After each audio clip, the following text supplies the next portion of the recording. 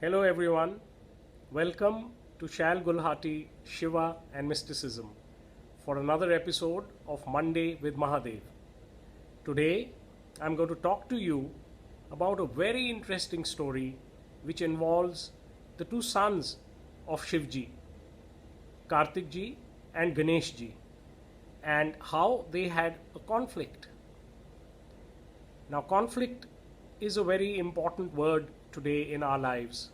There's all sorts of conflict. There's conflict of interest, there's conflict in politics, conflict between philosophers, there's conflict in economies, conflict even within families. And we all have another word, conflict resolution. How do we resolve these conflicts? What are the efforts that we can put in?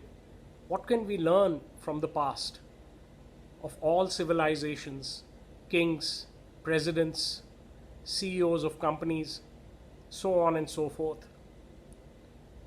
And like I told you, that there has been a conflict even in the most holy of all families, Shiva's own family. So this is a long time ago when Shiva and Parvati were happy in Kailash and they had two sons. The elder one was Kartik and the younger one was Ganesh. And they were all enjoying themselves as a family, and the two boys were growing up.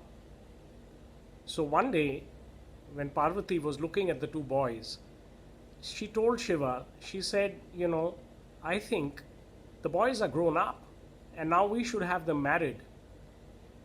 So Shivji said, all right, sounds good.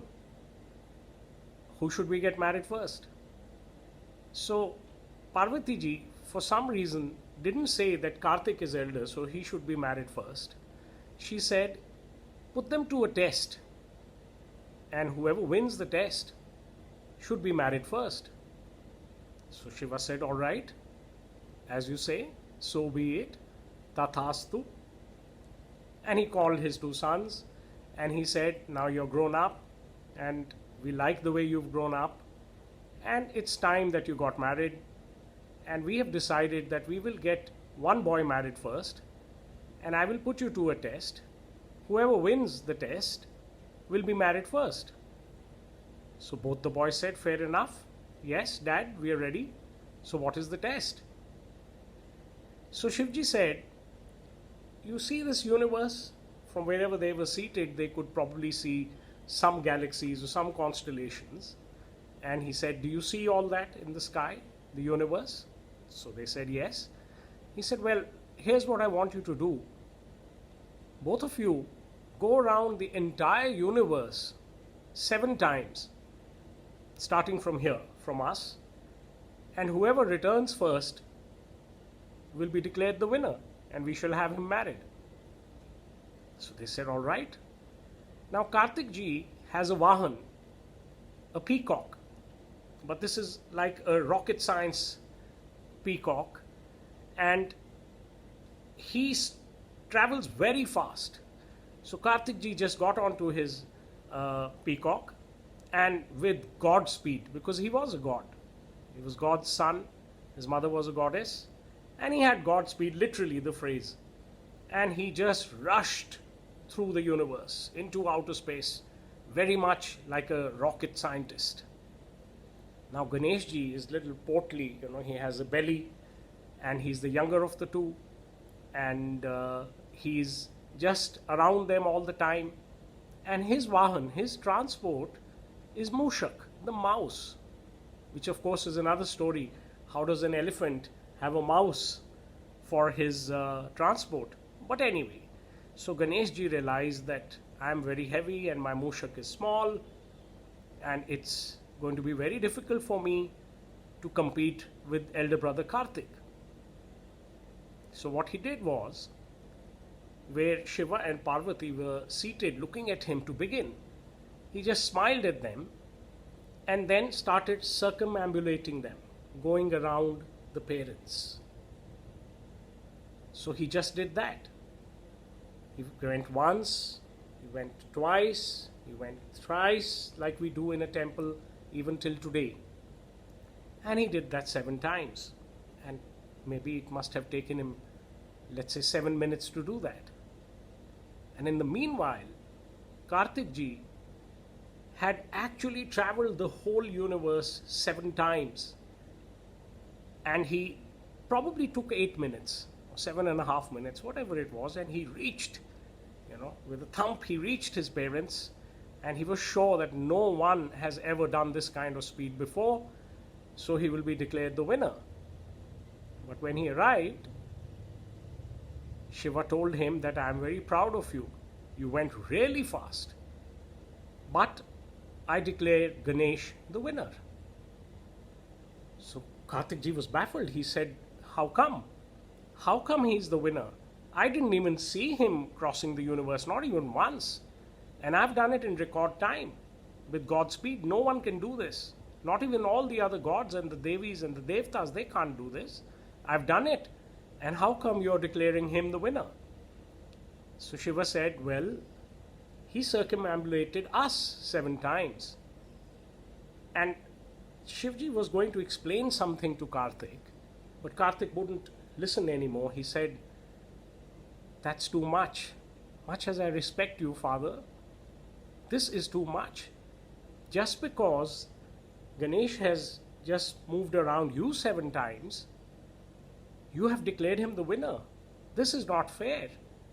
And Kartik walked away in a huff, literally with Shivji going after him, trying to tell him, listen to me, there is something I need to tell you, why I have done this. But Kartik didn't listen, and he went away, all the way from Kailash to the south of India, on another mountain called Kraunchu Parvat.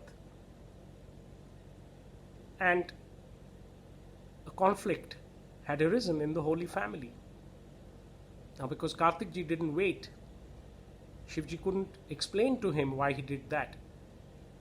It was not a case of flattery, as Kartikji had thought. Actually, this was a test that Parvati ji had wanted. But Shivji is always keen to explain spirituality to all his children. And at that point in time, in all humility, what he wanted to tell him was that your mother and I create the whole world. We create the whole universe. We are the whole universe. So Ganesh's walk around us shows that he has crossed the barrier of space and time. He has understood that even universes can be created and traversed.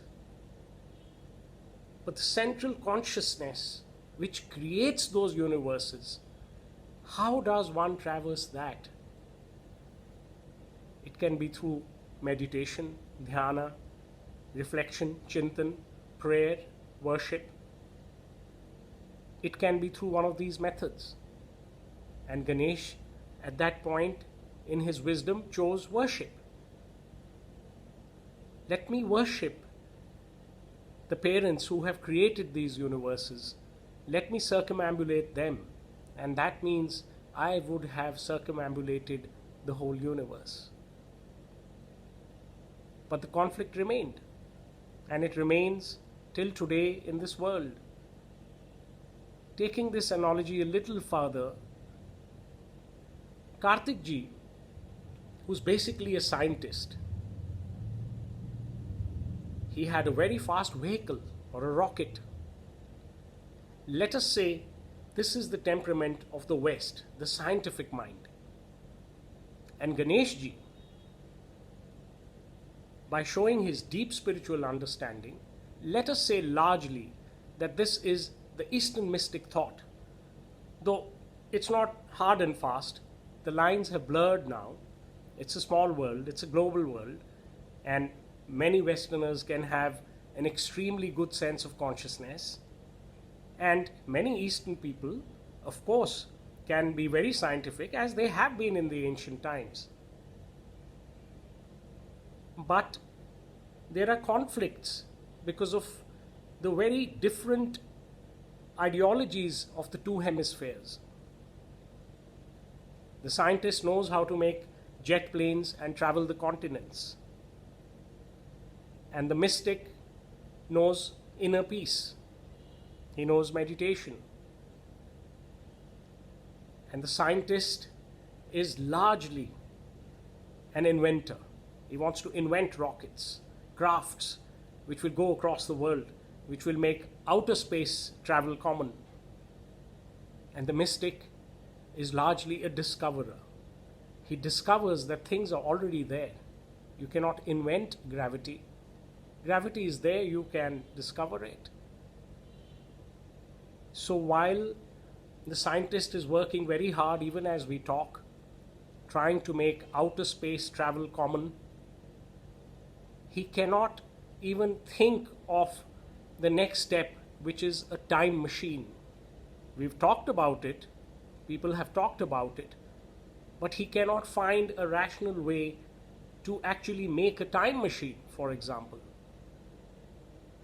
But the mystics say that we are the time machine.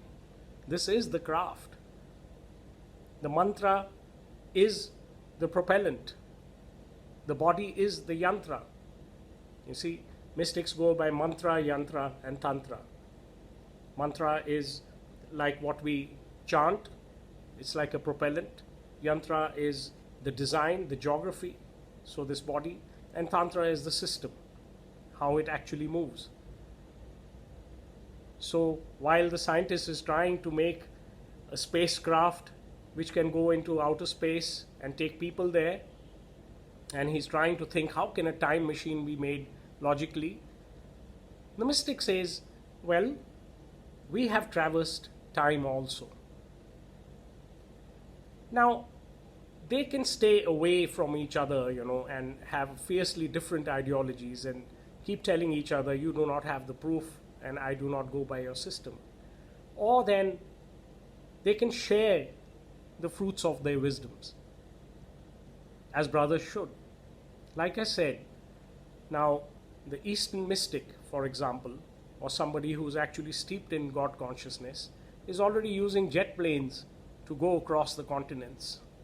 He's using the science of the scientist. He's not doing astral travel anymore, or even if he is, he doesn't really have to do it. Similarly, a scientific mind, which is a good mind, which is working for the common cause, should also learn to sit in relaxation, in dhyana, meditation, and learn inner peace from his brother, the mystic. This way, we will have best of both worlds. As I have written in one of my books, there can be a very interesting world with spiritual scientists and scientific spiritualists. For God is both. Om Namah Shivaya.